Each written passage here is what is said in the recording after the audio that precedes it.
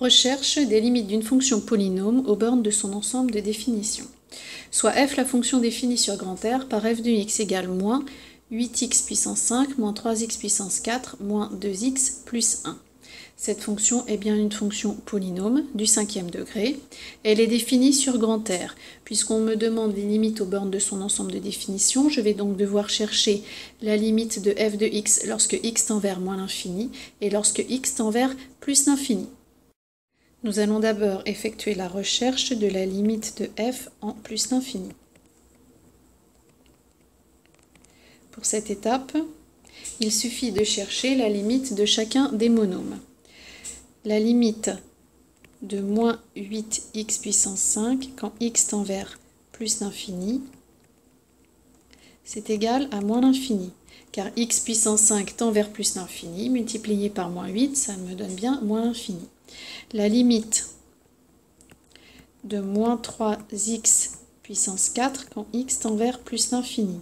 Quand x tend vers plus l'infini, x puissance 4 tend vers plus l'infini. Si je le multiplie par moins 3, ça tend donc vers moins l'infini. Enfin, la limite de moins 2x plus 1 quand x tend vers plus l'infini. Quand x tend vers plus l'infini, moins 2x tend vers moins l'infini, auquel j'ajoute 1, ce qui me donne moins l'infini. En appliquant les opérations sur les limites, j'en déduis que la limite de f de x, quand x tend vers plus l'infini, est égale à moins l'infini. Nous allons maintenant rechercher la limite en moins l'infini.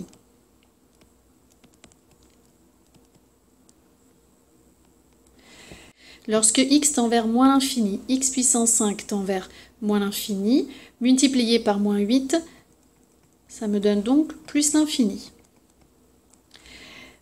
La limite de moins 3x puissance 4, quand x tend vers moins l'infini, x puissance 4 tend vers plus l'infini, multiplié par moins 3, ça me donne moins l'infini.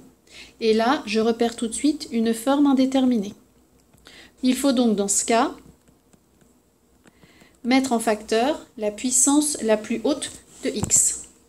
Je vais donc mettre x puissance 5 en facteur, ce qui me donne moins 8 x puissance 5 sur x puissance 5, moins 3 x puissance 4 sur x puissance 5, moins 2x sur x puissance 5, plus 1 sur x puissance 5. On peut bien sûr aller plus vite, mais je donne le moyen de ne pas oublier un terme. J'ai 4 termes ici, je dois donc me retrouver avec 4 termes dans la parenthèse. Ce qui me donne x puissance 5, facteur de moins 8, moins 3 sur x, puisque j'ai simplifié x puissance 4 avec mon x puissance 5, moins 2 sur x puissance 4, j'ai simplifié le x avec le x puissance 5, plus 1 sur x puissance 5. Je vais donc maintenant rechercher la limite de mes deux facteurs. La limite de x puissance 5 lorsque x tend vers moins l'infini, c'est bien sûr moins l'infini. Et la limite de moins 8, moins 3 sur x, moins 2 sur x puissance 4, plus 1 sur x puissance 5 est égal à moins 8. Tout simplement parce que lorsque x tend vers moins l'infini, x puissance 5 tend vers moins l'infini. 1 sur quelque chose qui tend vers moins l'infini tend vers 0. Quand x tend vers moins l'infini, x puissance 4 tend vers plus l'infini. Et 2 sur quelque chose qui tend vers plus l'infini, ça tend vers 0. De même, 3 sur quelque chose qui tend vers moins l'infini, ça tend vers 0. Il me reste donc moins 8.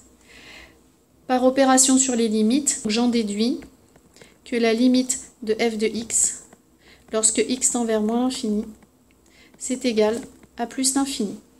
De la même manière, déterminer les limites aux bornes de leur ensemble de définition des fonctions polynômes g et h.